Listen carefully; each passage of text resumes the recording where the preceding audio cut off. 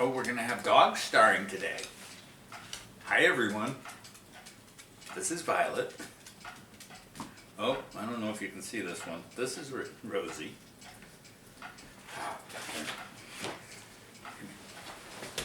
Come here. Violet. Come on over. So, Rosie, Violet. Okay, ladies, I gotta do this. Is that okay? Yeah, I know. Okay. All right. Minor distraction. This is what we're talking about today. And Violet really likes it. She just wants to smell it. So, I saw a lesson by Andrew Pitt that's painting this, and I actually have done it twice. Right? So, this is the first one, this is the second one, and I think I learned some things the second time, and I think it got better. Of course, you can make comments and say what you think. That would be fine. Maybe it didn't.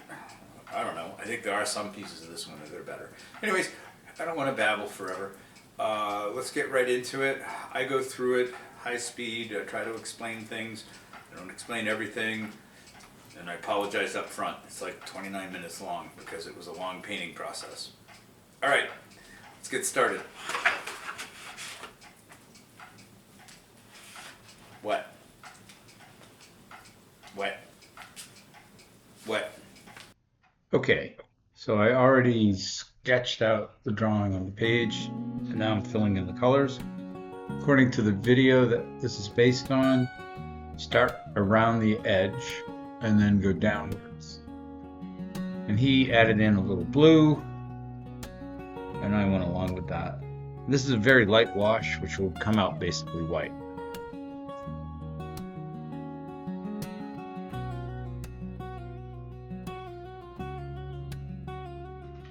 Using the same technique for the large area of grass. Start in with the top, move on the sides, fill in the middle. Every time the brush goes back to the palette, add a different color and pull it into the paint. Leaving some areas where the paper actually reads right through, like a little sparkle in the field.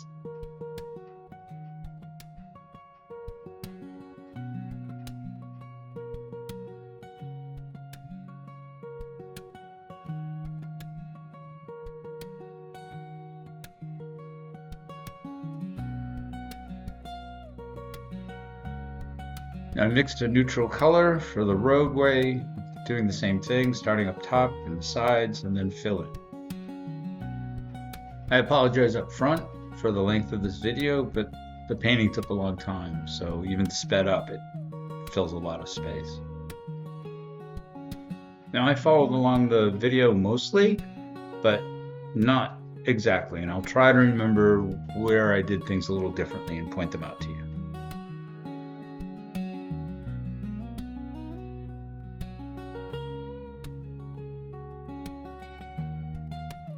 This is actually one of the spots where I didn't quite follow along with the video because he is all about painting it once and leaving it.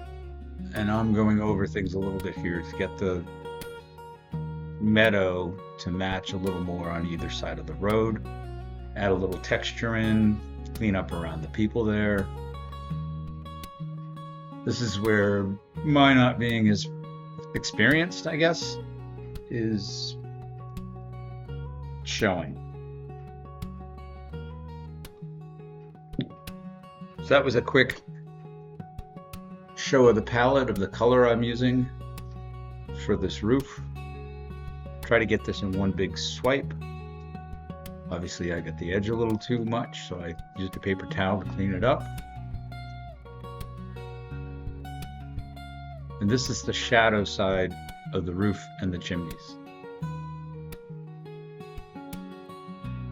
Well, I had the paint mixed up, do the other roof as well.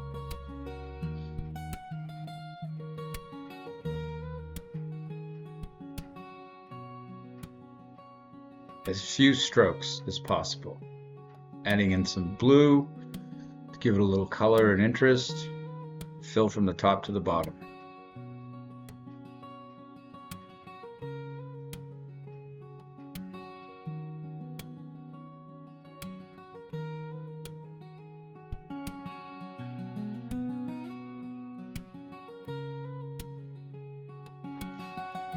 Taking a moment here to mix up a darker neutral or black to paint in the window.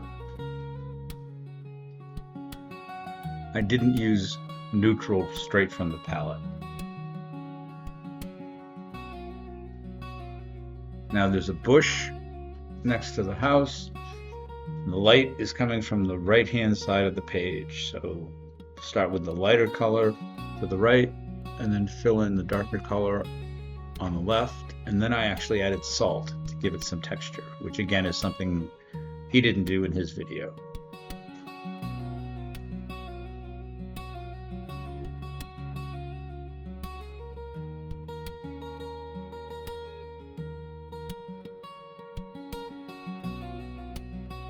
Obviously bringing in the hairdryer to make sure everything is dry before I continue to work on top of it.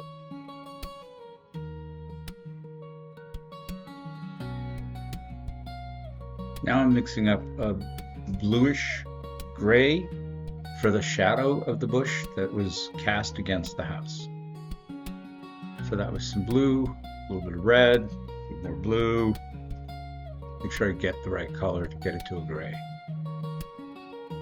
And I did add a little neutral in there to darken it up.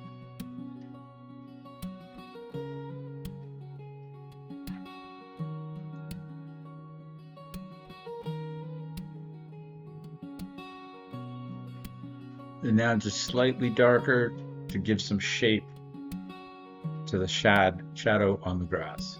And then it was a little dark for me, so I gave it a dab with a paper towel.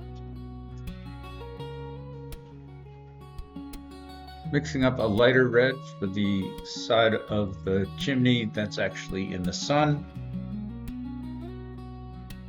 It takes me a while here to get satisfied with the red I want.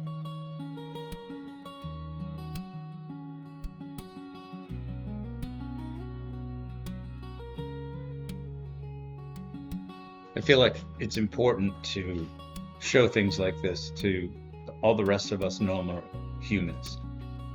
Like, we're not perfect. We don't get the right color right away. We have to play.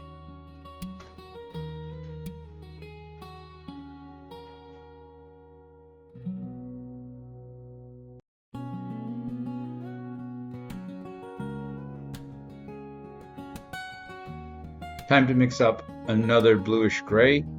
You can barely see what I'm doing, but I'm kind of mixing a couple of colors together so I get something that I can use for a shadow line. So the side on the right is deeper or wider, I guess, than the side on the left. And it's not gray, technically, it's sort of a blue gray. And you notice how that house is colored yellow, yeah, but it's very, very light.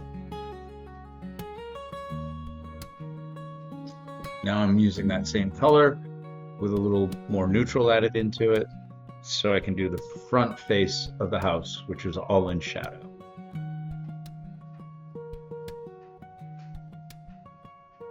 And then do the cast shadow to help give shape to the ground and across the road. That's the cast shadow from the house. And technically, cast shadows are darker than the shadow side of a house.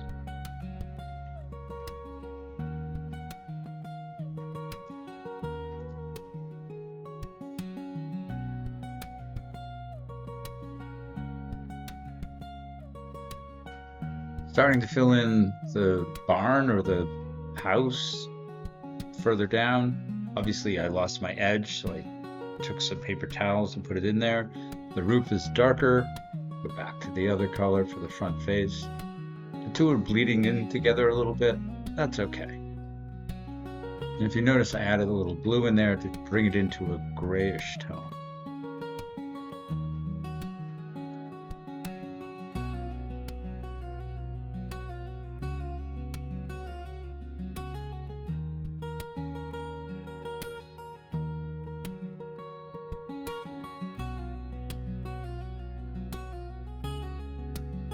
Not talking you through every move I make, but I did the shadow side of the chimneys on the other house in the background, going back into the bush a little bit, adding some texture, sort of blending the shadow side to the light side and vice versa. This is, of course, working on dry paper. And then I get to blend the bottom of the bush into the field. Same thing over at the shadow line. Still, it seems like I'm not happy with that grass. Just got to add some more texture to it. Help define the tree edge.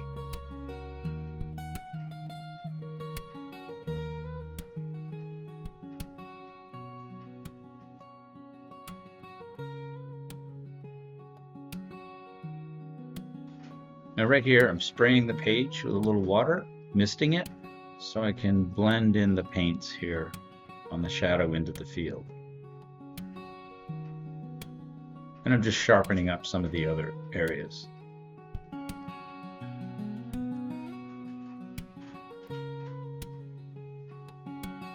So now it's time to blend some colors for the big blank area behind this painting that's known as the sky.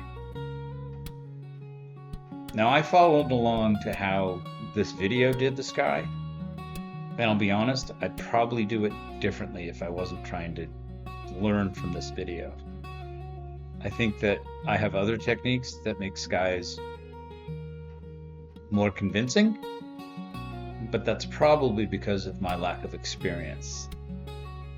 In the end, it worked out okay, but it took way too much going back and playing with it over and over again to get it to a place where I felt satisfied with it. So this is blue and a light red, too much red obviously. I'm trying to mix it really lightly to give some background sky, just to give it some color that isn't just the blank white page, and then coming in with blue to start forming the edges of what would be clouds.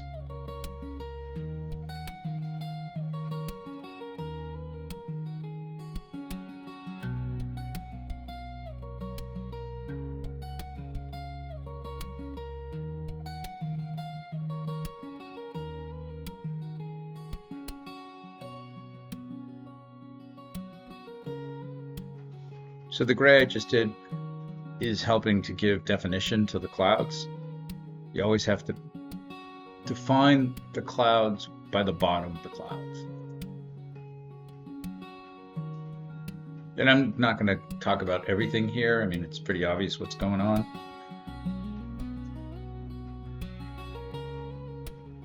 Some of this is just using a blue-gray to try to define some clouds. Everything's wet paint on a dry piece of paper.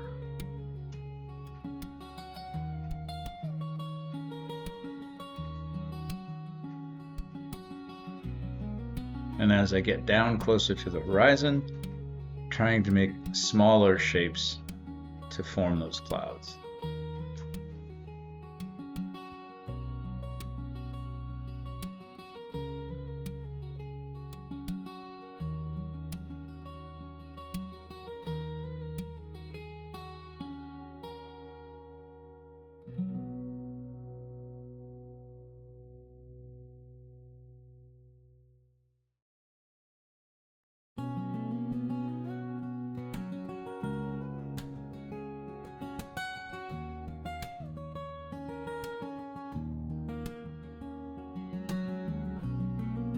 So still trying to be satisfied working the bottoms of some of the clouds to try to define things that I felt like I didn't get the first time. And you'll see I come back and rework a bunch of the stuff in the sky until I'm kind of satisfied. And now it's just a big unplowed or recently plowed field. So give it a little texture, give it some color, leave some sparkle, the white in the background. You'll see me come back in on this field with the side of the brush to try to give it some texture. And here we go again. making yet another bluish gray. So using the blue, using some light red or orange, I actually think I went with this time. And then adding some details into some of the buildings.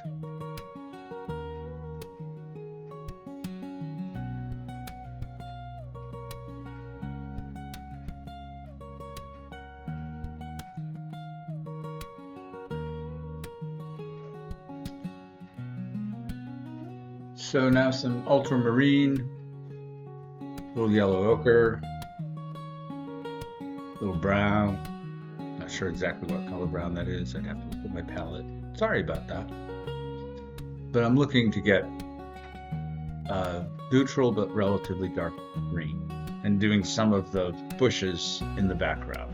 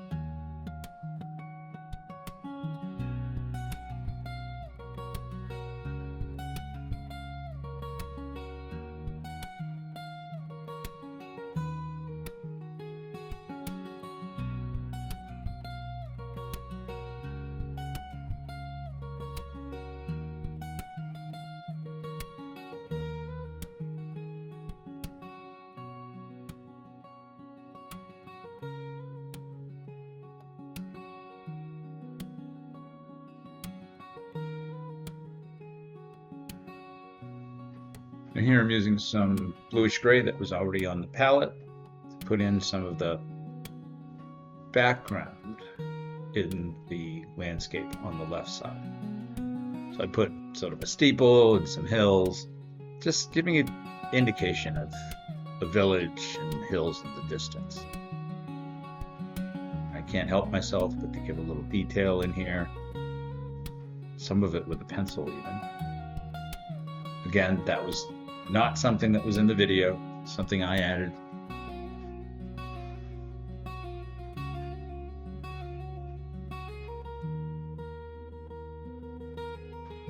Now it's time to start doing the trees to the right of the painting next to the house.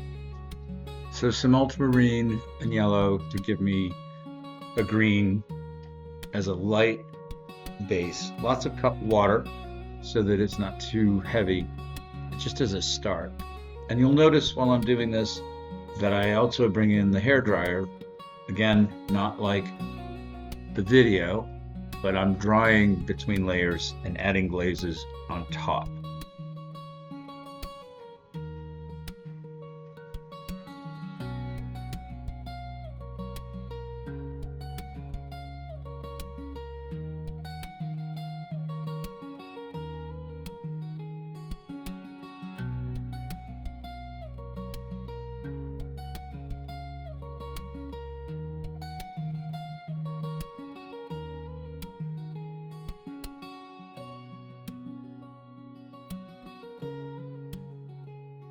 Never quite making anything that's a tree over here, just tree-like shapes and forms.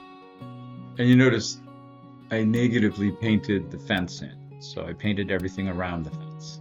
I'll come back to the fence and add shadows on the underside later.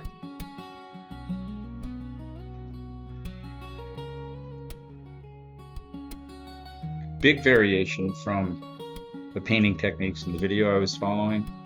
I added spatter into that forest area while it was still wet, which I find is a very effective way to give interest and add a texture into the forest.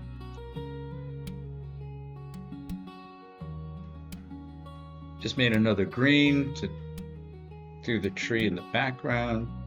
Again, I'm trying to keep it lighter on the right-hand side and darker on the left. And then I'll start on the actual tree trunk using gray-green. So the video talked about never doing a tree trunk as brown, which was interesting, but I actually like the effect. And you'll see how I built up layers in a minute here on the trunk, starting light and going dark, keeping it light on the right, dark on the left, because that's where the shadow is.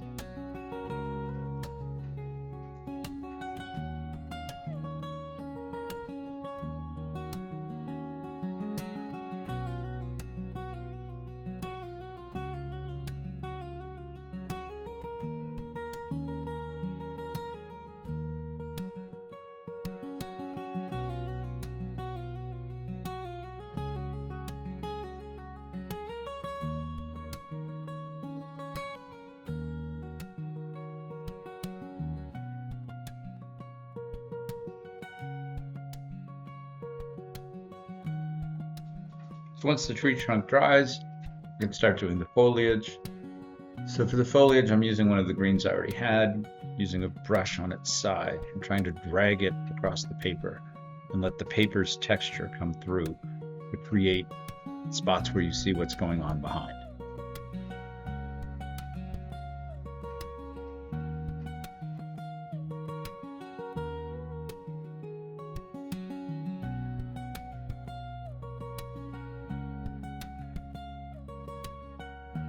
The whole tree really is somewhere where I didn't follow the video exactly because I've done trees my own way. I like the technique of dragging across the paper, getting some texture. I keep doing some misting, so I get some wet on wet technique going here where they blend. And I also let it dry a little bit and then bring some glazing in. And now I'm going to spatter all over the tree and kind of give it that texture I like.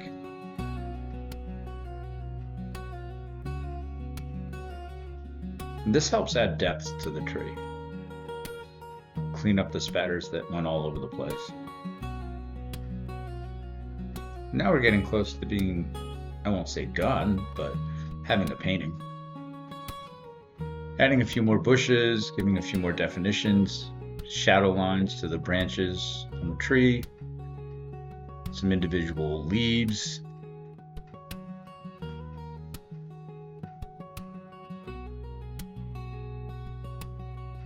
Now to add the shadow of the tree itself. Now remember, cast shadows are darker than the shadow side of something. So I'm forming the shape and then I go back and darken up a little bit. Now I'm going over to do the windows and the house off in the distance and the door.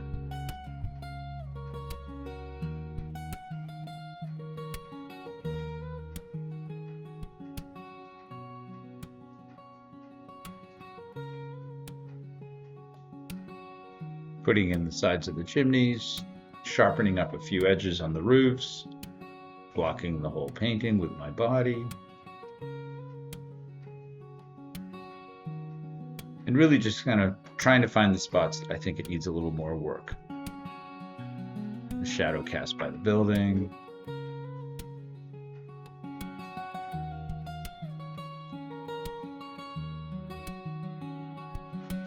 And now it's people time.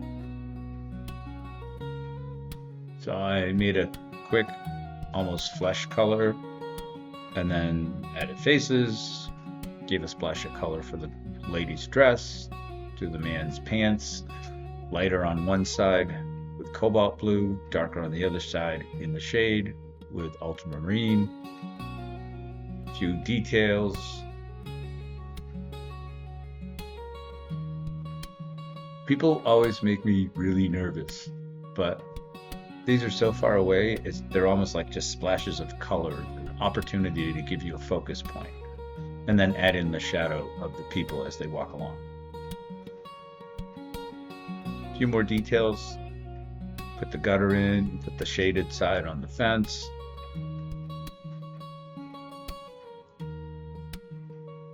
And the shadow that's cast from the fence across the building.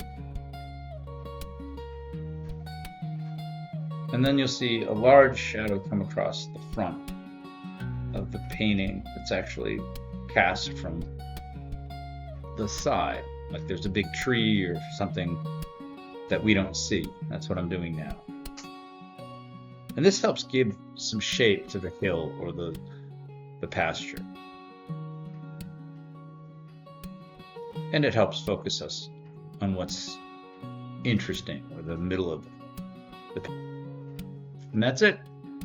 So I hope you enjoyed this. Give me a like if you did. Think about subscribing. It always helps the channel. Thanks so much. I'll see you guys later.